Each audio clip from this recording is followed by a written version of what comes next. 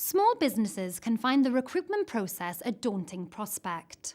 Selecting the right person depends on following a series of distinct steps. This gives you a simple process that you can use no matter what type or level of position you want to fill. The process also ensures that your recruitment is efficient, effective, and fair. Let's look at each of these steps briefly.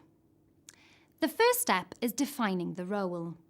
You've made the decision that you need to take someone on, and that the best option is to have someone directly employed in your business.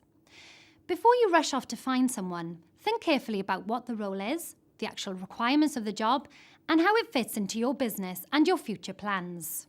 Write a job description to help you clarify the purpose, tasks, and responsibilities of the job. Use the job description template to help guide you. And remember, this is about the job, not the person. The next step is to build a profile of the ideal person to fill this role. Again, there's a template and guidance available to help you. A person's specification will help you undertake the selection and interview process in a systematic way. The next step is attracting applicants. You need to start the search for suitable candidates. Think about where you can advertise to attract a wide range of good quality applicants. You're aiming to get the best response at the least cost.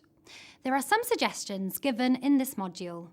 As well as where to advertise, you have to consider the advert itself. An effective job advert sells a position and the business. This is particularly important for small and new businesses because the company name may not be particularly well known. Keep the advert short and to the point, and make sure it's non-discriminatory, and that you avoid gender or culturally specific language. You may consider using an application form when recruiting. This means you don't rely on each candidate responding in their own way. You can be sure the candidates provide all the information that's necessary and relevant to the job. And it also makes it easier to compare like with like and make your initial assessment. The next step in the recruiting process is selecting the right candidate. First, draw up your selection criteria. It's a good idea to create a checklist based on the essential or desirable skills and experience required.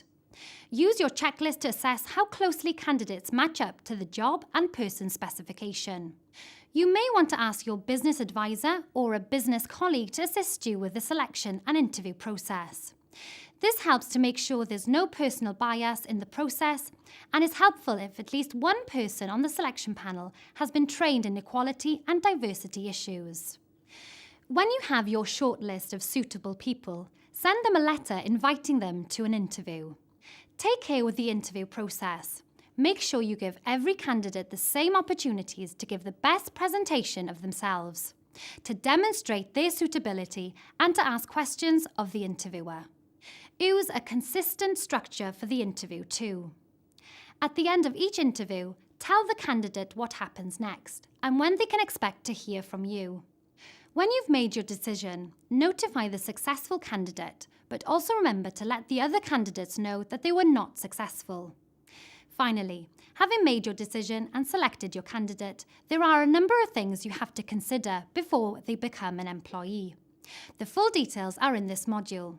I suggest you go through them carefully. If you follow these steps whenever you're recruiting, you'll find it more straightforward, and you'll also make sure that your recruitment is efficient, effective, and fair.